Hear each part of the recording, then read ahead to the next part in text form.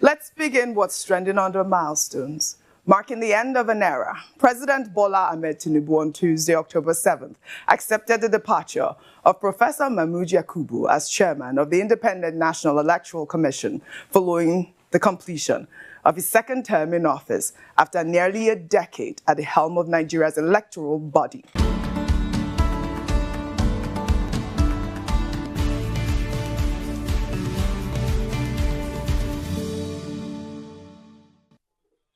First appointed in November 2015 as INEC's 14th chairman and reappointed in 2020, Professor Yakubu oversaw a transformative period in Nigerian electoral history, conducting 2 general elections in 2019 and 2023, along with several off-cycle governorship and legislative polls. Presidential spokesman Bayo Ononuga announced that President Tinubu expressed appreciation for Yakubu's services to the nation and his efforts to sustain Nigeria's democracy, particularly through the organization of free and fair elections throughout his 2-term tenure. In recognition of his contributions, the president bestowed the national honor of Commander of the Order of the Niger on the outgoing INEC chairman, a fitting tribute to nearly 10 years of service at one of Nigeria's most critical institutions. Knowing the enormity of the challenges ahead, having been privileged to serve the Commission for 10 years, with only a few more weeks to serve, I have taken a decision and conveyed same as provided by Section 306, subsections 1 and 2 of the Constitution of the Federal Republic of Nigeria, 1999, as amended.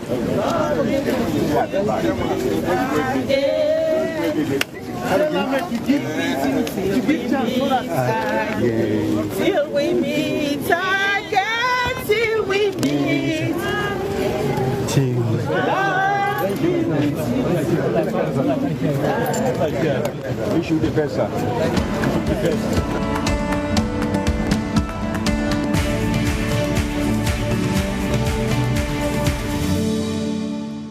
Where staff members of INEC wishing him a farewell. You know, what defines Yakubu's tenure are the technological innovations he championed to enhance electoral credibility.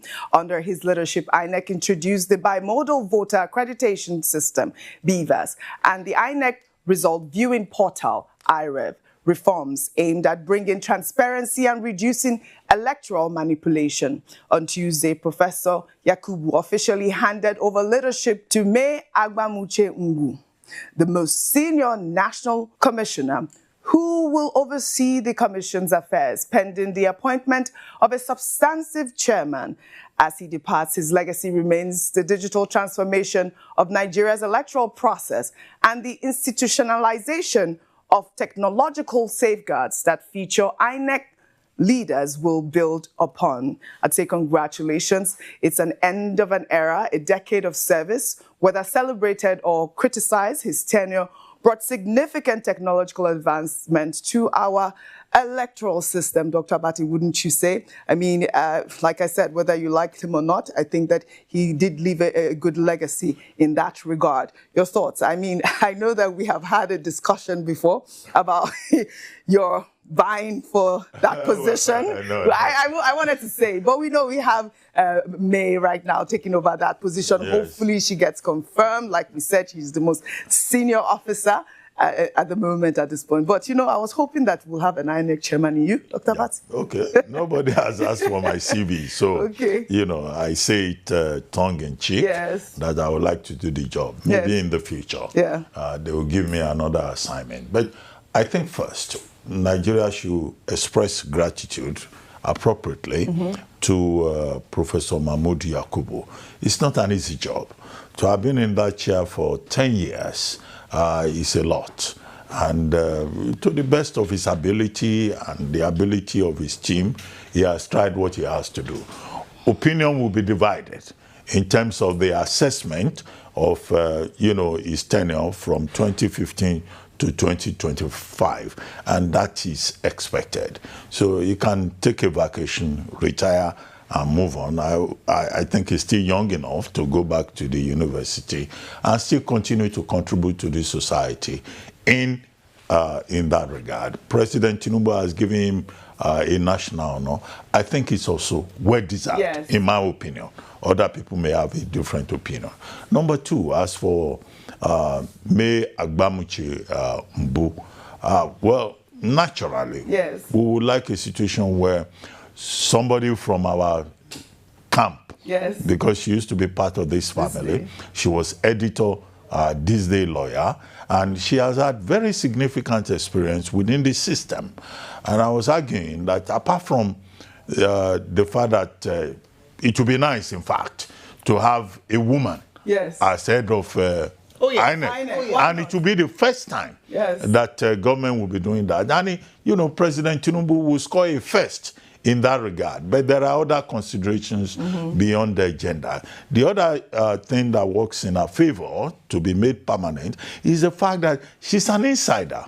And I was arguing earlier on that, look, maybe it's about time you took somebody from within the system, yes, who is not a new person, an outsider, who will spend time to learn how to do the job. But it's a very political, you know, job. Persons who take that job will be politically exposed, and there will be many contestations, either in terms of region or in terms of background and all of that. Perhaps competence is often the last consideration in choosing the INEC chairman of Nigeria. The third point is that we would like President Tinubu to act swiftly. Yes, absolutely. Because there's a lot of speculation, you know, lobbying. Everybody wants to be INEC chairman, including the speaker, who may have withdrawn his proposal in favor of May Agbamuche Mbu. But, you know, the president has to be decisive, and he has to take a decision quickly, and so that we don't keep speculating. Number 4 point is that the major issue is electoral reform. Yeah. All of those issues that civil society have put together and activists have put together under the rubric of electoral reform. We must do it, and the time is now, because there are issues in terms of electoral framework that we have to deal with. All right. And commitment of President Tinubu to ensuring that 2027 is not about partisanship, it's about delivering to the Nigerian people free, fair, and credible election. Well said, Dr. Abati. Thank you very much. And of course, congratulations to our May Mbu as well as the chairman, Professor Mahmood Yakubu. Let's now take reactions trailing the Minister of Innovation, Science and Technology, Uche Naji's resignation following allegations of certificate forgery. President Bola Ahmed Tinubu accepted his resignation on Tuesday, ending months of controversy over credentials he submitted during his ministerial confirmation. Presidential spokesman Bayo Ononuga confirmed that Naji resigned in a letter thanking the president for allowing him serve Nigeria, claiming he has been a target of blackmail by political opponents. An investigation by the Premium Times revealed Naji did not complete his university education and that both the bachelor's degree and NYSC certificate he presented to Tinubu, the Secretary to the Government of the Federation, the DSS, and the Senate were allegedly forged. Before his resignation, a federal high court in Abuja dismissed Naji's request to stop the University of Nigeria, Nsukka, from releasing his academic records. The minister's camp alleged that Premium Times had been paid 100 million naira bribe by the Enugu state government to conduct its investigation. However, the publication's editor-in-chief defended their integrity on live television, asserting that the report was not a payoff, but the result of a tip-off received from a whistleblower. The spokesperson for the minister accused us of receiving 100 million naira from the Enugu state government. Of course, he's going to prove that in court. We are not a newspaper that you can unduly malign. You know, we've built our integrity for close to 15 years.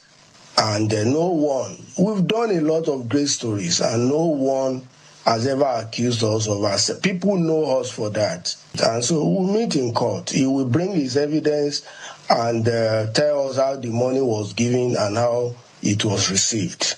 A whistleblower had sent us an email to our newsroom email to raise concern and to alert us to some discrepancies in the minister's claim. And the whistleblower appealed to us to investigate that he or she, we don't know the person, is confident that if we do diligent investigation, we will be able to uncover something shocking.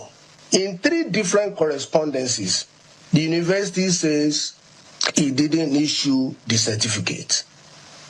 I mean, correspondence to us by the Vice Chancellor, a letter to us today by the registrar of the university, and then a letter to the Public Complaints Commission.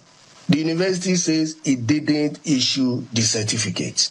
Well, that was the Premium Times editor-in-chief. His defense of their investigative journalism highlights the tension between media accountability, political pushback, when powerful figures are exposed. Uche Naji's resignation marks yet another controversy in President Tinubu's cabinet, raising questions about the vetting process for ministerial appointments. Well, let's take some tweets. And if you can pull up some tweets here, I'd read some. This is from Olufemi, who wrote, Jeffrey Naji has tendered his resignation, but resignation alone does not address the gravity of the matter. Forgery is a criminal offense, and submitting false statements under oath, as he allegedly did in support of the documents presented to the Senate for screening, constitutes perjury, a serious breach of both law and public trust. Well, beyond resignation, he ought to be held accountable under the law, including a full refund of all salaries and entitlements he has received.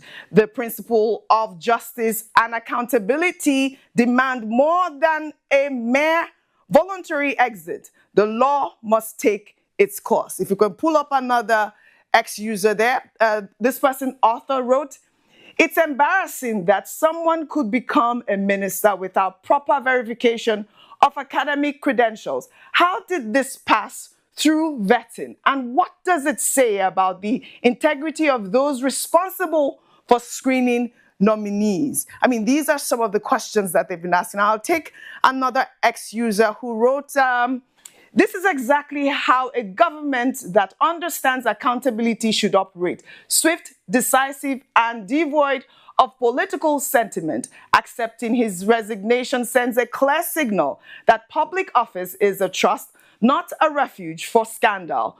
But it shouldn't stop there.